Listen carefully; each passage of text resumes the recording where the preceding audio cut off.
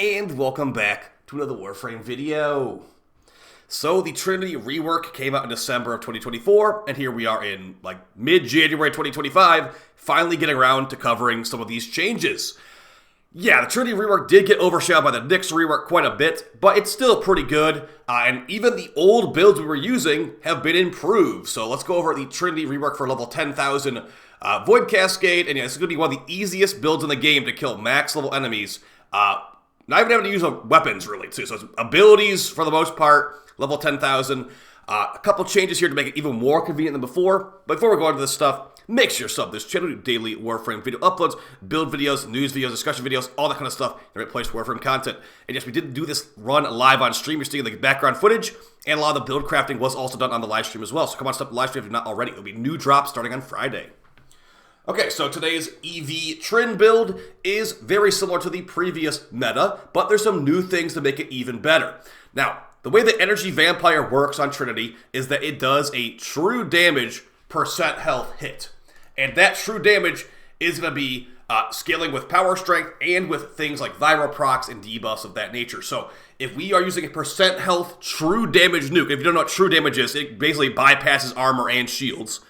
So this build will work on any shielded enemy, or rather, it will work on any enemy with shields or with armor at high levels, for the most part. True damage is going to go through that, and since we do percent health damage with the true damage, it is a one-shot on enemies at these high levels, extremely straightforward. So as far as how we're going to replicate this, you want to have a lot of power strength, you want to have viral procs preferably, and we're going to actually show you an even step further you could go with green shards to even get further ability damage. Now, what changed with this build compared to the one in 2024?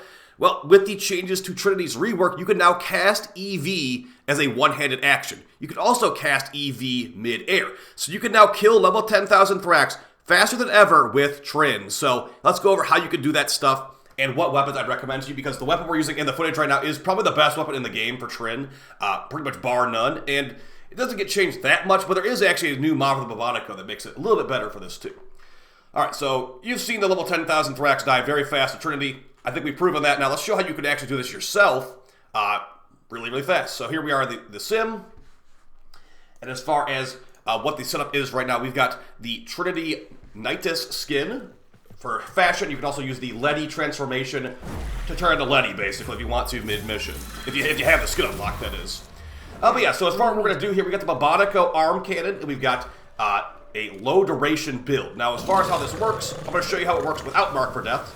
So, and we're also a low-duration build. So as far as how this works, we cast EV once. It will not one-shot them. I will show you how to one-shot them, but this is how it would work normally. Hit 2, it does most of their health.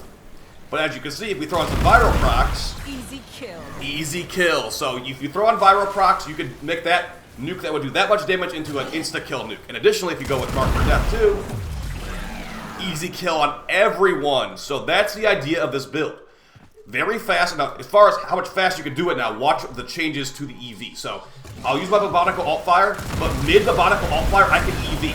So this is the change to this, guys. You can now EV while firing your gun. You can also EV while airborne, but you cannot Mark for Death. Well, you can Mark for Death while airborne. So, yeah, Trinity can definitely do some high damage nuking if you know what to do. Let's go ahead and show the build setup. Now, you don't really need these green shards. I want to test them out, and they seem like they're pretty good, but they're not good on pretty much every other Trinity build. If you want an all-rounder Trinity build, this is not the build for you, okay? So, as you can see on our setup here, we've got casting speed, so we can cast our EV really fast, and our Mark for Death. Not to mention our Blessing too, which is our full shield gate. We've got these green shards. Enemies affected by corrosive procs take increased damage from abilities. So we've got viral procs and corrosive procs from our Bubonico. So we are debuffing them heavily, and we all basically are guaranteed to one-shot all these Thrax and all these Eximus with this. Now it's not going to work on energy. It's not going to work on Demolus as well, but you can still try it on Demolus for sure. Let's go over the Trinity build as far as what you can replicate here, what has changed from the previous guide. Now, unfortunately for Trinity, none of the new arcanes are that good with her, because she's not getting overguard, she's not really doing random procs with her abilities, she's not really getting crazy HP either, she's just kind of doing her normal thing. So, none of the new arcanes were good for me here. Arcane Crepuscular, not really what we're looking for, we're not critting with her abilities, it would just not be that helpful. So yeah, keep with some of the old arcanes, we got Molt Augmented and Arcane Aegis. Now, you don't need Molt Augmented, as you can see, we can kill them no problem right now, but more power strength is always nice to have. So you could definitely min-max that for something else, maybe like Arcane Agility for more movement speed. She's a bit of a slow character, so that could help. And Growing Power can also probably get replaced too. But either way, as far as what we got on here, why we have it on here, we have Prime Redirection to increase our shield capacity. Trinity's fourth ability, Blessing, fully restores your shield and health. So if we have a large shield capacity, we get long invincibility time. So 2.5 seconds of invincibility time with our current shield gate. If I took that mod off, we'd only get 1.7 seconds of a shield gate. So I'd recommend that you put on Prime Redirection for the maximum invincibility time with your 4. It also lets you have time to recast it, technically, or use Rolling Guard to get some status procs off of you. So yeah, since we got that, we have a lot of shield gate time. Rolling Guard. Now, one of the main things that is annoying for Trinity at high levels is going to be status procs. And I'm still trying to theory craft a way to make those stop. I'm thinking Hideous Resistance from the Helmet might work, but either way, you getting proc with like a fire proc or a slash proc at level 10,000 is still pretty scary. So Rolling Guard is going to be really, really helpful for you. Blessing does not take off status procs. It will give you your shields back, but it will not take off a slash proc that's doing like, thousands of damage per tick. So Rolling Guard is helpful at high levels. Also makes you invincible a little bit longer too. So between this and that, you got like 5 seconds of invincibility. You have plenty of time to recast your Blessing. Blind Rage and Transient Fortitude give us massive power strength, which we want. And also Transient Fortitude gives us minus duration. And the way that EV works is that the pulses are spaced out over time. So if you have negative duration, you do the maximum damage in one hit. I'll show you how it is with a duration mod later. But basically, if you have a duration mod on this build, it makes the build worse. You will not kill them as fast, okay? Stretch, going to make it where our Mark for Death is a bigger AoE. Now, you do not need Mark for... I will say, you do not need Mark for Death on this build, the way that EV has been changed. Because EV being changed means you can, rapid cast it a lot faster now. So you can take this off if you want to for a status immunity helmet. But yeah, this makes our Mark for Death AoE. It's 14.5 meters with this build. You can make it larger for sure, but it's not really necessary, to be honest. Prime Flow, because we gotta make sure we can spam our abilities. And it's not that hard to do. I've taken Vampire Leech off the build because we just don't really need it anymore. I put Stretch on there instead. Fleeting Expertise gives us minus duration. These two mods are pretty much essential for this build, giving us minus duration. The efficiency part is not even remotely important for what we're doing here. And then Umbral Intensify for even more power strength. Also Prime Sure-Footed, not to get knocked over. The Bubonico can knock you over. If you don't have Prime Sure-Footed, this might not be the build for you, honestly, because that's going to happen a lot. Does that look like something that you're going to enjoy if you do a little bit too quickly get knocked over? It is really rough. That's another reason why Hideous Resistance wouldn't be that good, because Hideous Resistance actually removes stacks when you get knocked over like that. Now let's go ahead and show it with a duration mod on the build to show how much worse it can actually be. We're going to take off our shield mod, we're going to put a duration mod. Now remember the exact same build killed them with 1 tick. Let's see how many ticks it takes for this build now. With a changed build, technically. Alright, we're going to do the exact same thing. Proc them up, Mark for Death. So as you see, we're waiting. We're waiting around for the second tick. With the negative duration build, it was like, wow, she's already almost dead. Now we're still waiting for the EV pulses to go off. So if you viral proc them up, sure, you can probably still get a good tick in there, but yeah, if you don't, negative duration, you're going to be potentially waiting around for nothing to happen. So I would not recommend plus duration on this build. A different build, sure. I have a duration invigoration for Trinity I'll probably use later this week, but as of right now, I like this. Also, Arcane Aegis gives you a little bit of breathing room when you're getting bombarded by damage.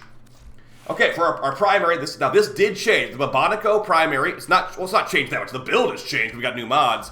But the big thing here is we got Magnetic Strafe for magnetic procs and more fire rate, and also Primary Crux for more status chance after hitting some headshots. Now, I'm not going to act like this is always active, and it's also kind of hard to notice it even working properly on the alt shot, but it does feel like it's pretty good for as far as giving us our increased status chance. We get 1 headshot, because Crux counts multi-shot, and we can get viral, magnetic, and corrosive on the enemy. You could even throw in another proc, too, if you want to throw in, cold or something. You could put cold here instead of, throw momentum if you wanted. But for right now, I think I'm going to stick with what we have. Also, that'll dilute your weighting, too. So you just want to make sure we get some viral procs on them and get some corrosive procs on them. Magnetic's good, too, to debuff Overguard, but not that important, honestly. But yeah, the big thing here is you want to have as much multi-shot as possible, and preferably a bunch of fire rate, too. And make sure you mod it for corrosive. This thing does have built-in viral already, so you can make it viral corrosive really easily. As far as other ones that can do that, I believe the Synapse has built-in corrosive, too, but it's not AoE, so probably not the best call. And then also the Compressa has built-in viral. You can do viral corrosive on that. That's a secondary versus a primary. So yeah, Magnetic Strafe, the new mod here. Primary Crux, hard to notice it working, but still seems pretty good. If you don't want to run Primary Crux, just go for Fractalized Reset. Although, no, I take it back. Don't run Fractalized Reset, because as we tested it on stream, reload speed does not seem to be affected in the Bubonico on this current patch, unfortunately. So I don't know what's going on with that. But yeah, just go for like Crux or Vendetta, or maybe Primary Obstruct. Maybe it could be funny to jam enemies' weapons nearby. Not going to be super helpful because they're all going to die instantly, but could be worth trying out. Or maybe Primary Exhilarate, some built-in energy regen. But either way, Primary Crux, get some headshots, release the Bubonico, and they should be all procced up. So go ahead and show you how that works. So enemies over here. Alright, one headshot, max Primary Crux stacks, giving ammo efficiency and status chance. We can just spam the alt-fire shot. They have every proc that they can possibly get with that, and that makes our Laetum hit even harder. Oh yeah, I did have the Laetum equipped too, just to try it out in the mission, and it worked pretty well.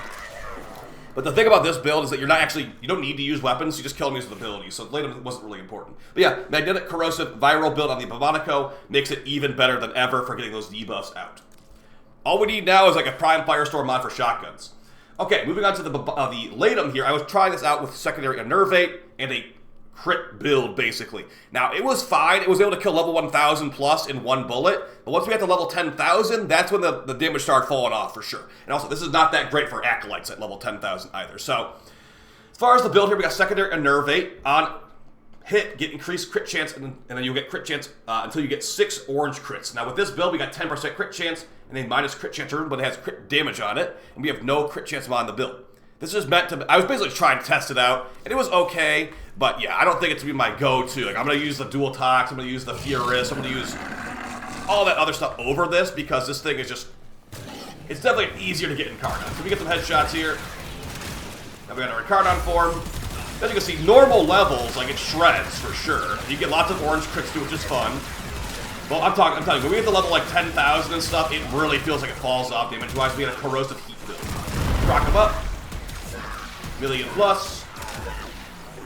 So yeah, definitely pretty good stuff if you're willing to, you know, have a weapon that requires some headshots along the way. As far as our Cardon perks, the crit build, Rapid Wrath, Lethal Rearmament, Caput Mortem, and Overwhelming Attrition.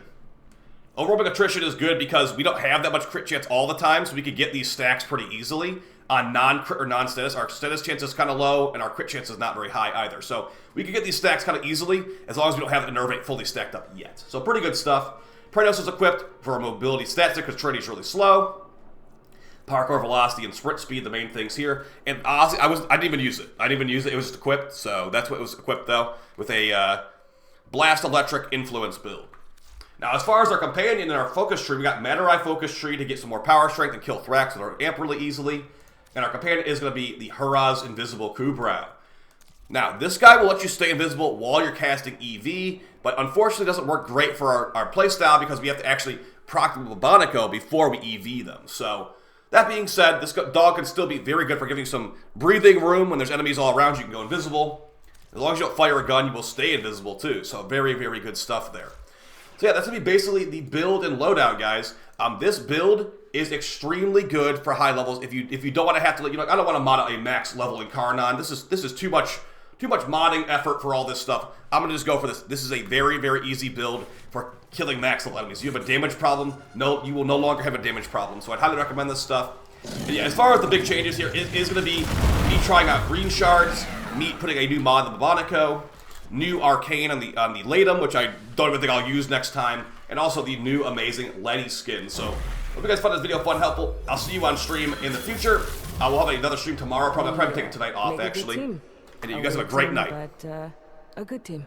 Peace.